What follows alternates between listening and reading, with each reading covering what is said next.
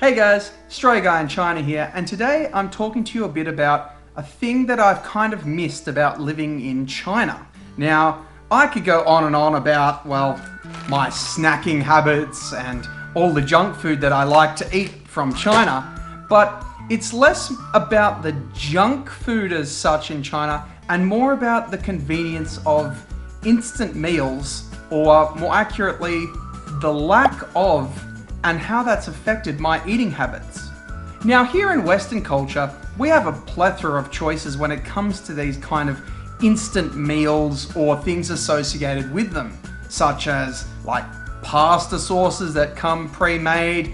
We've got our cardboard box dinner sets, all of our frozen type pre-chopped vegetables, our instant microwave like creamy noodles that you can buy, macaroni and cheese and that.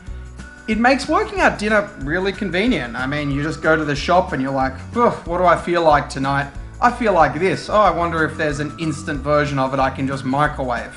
And honestly, while living in China, there's a massive lack of these kind of things. And it's somewhat of a good thing, you see. It's taught me to cut and prepare a lot more vegetables. It's taught me to use other kind of ingredients, to invent my own sauces or look up recipes. And I mean, I'm not usually that lazy when it comes to cooking. I actually enjoy cooking. But yeah, I've been very lazy when it comes to making my own sauce or just making meals on many nights.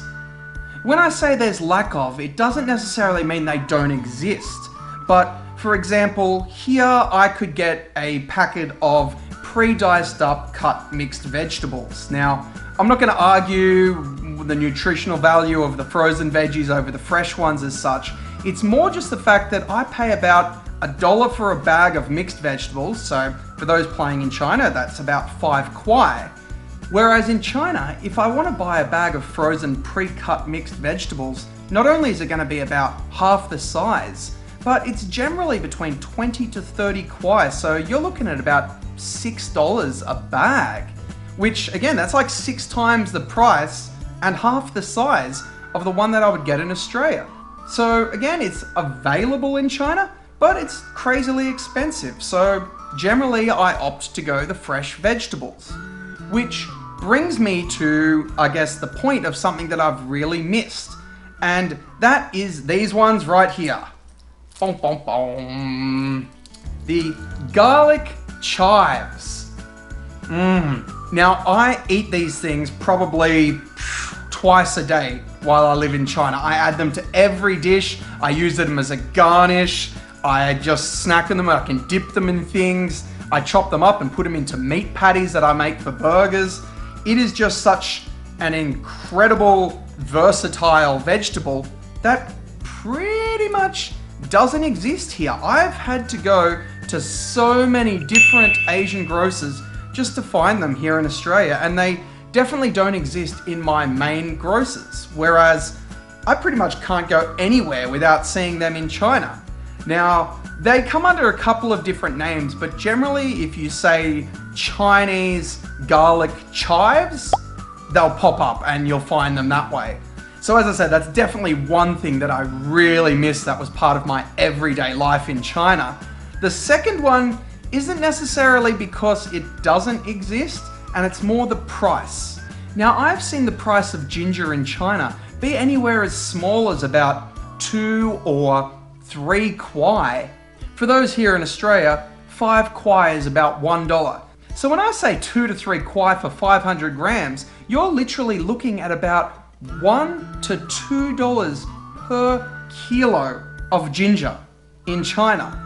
Whereas here in Australia, it can get anywhere up to $27 a kilo for ginger. So we're talking 27 times the price for a chunk of ginger. Sorry to cut in the middle of the video, but it turns out the current value of ginger was wrong. It's actually 45 times the price. And when I'm doing some of my cooking in China, I like to put in a lot of ginger. So, I mean, I don't have a piece here with me. Why? Because it costs so much in Australia. But I'm going to do a visual representation here on the screen for you. So you can imagine for exactly the same price, this chunk here of ginger in Australia is the equivalent of this chunk here in China. So, as I said, like, it's this kind of flavor when I want to put in my garlic chives and I want to put in my ginger into my everyday cooking, and I just can't do it the same way that I do all the time as I'm living in China. It just makes me really crave it and really miss those flavors. So I hope you've enjoyed listening to a little bit of the food culture that I've missed while living in China. I do highly recommend, if you've never had them before, go check out, see if your store sells them, or your Asian grocer if you're not having any luck there. And just look up essentially garlic Chinese chives and you're most probably bound to find them. Alright, I'm gonna go cook these bad boys up. I'm the Straya Guy in China, and I don't have a clever sign-off.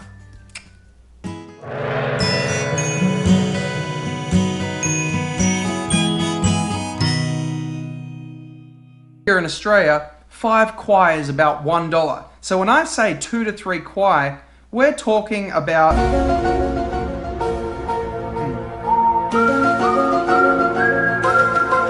So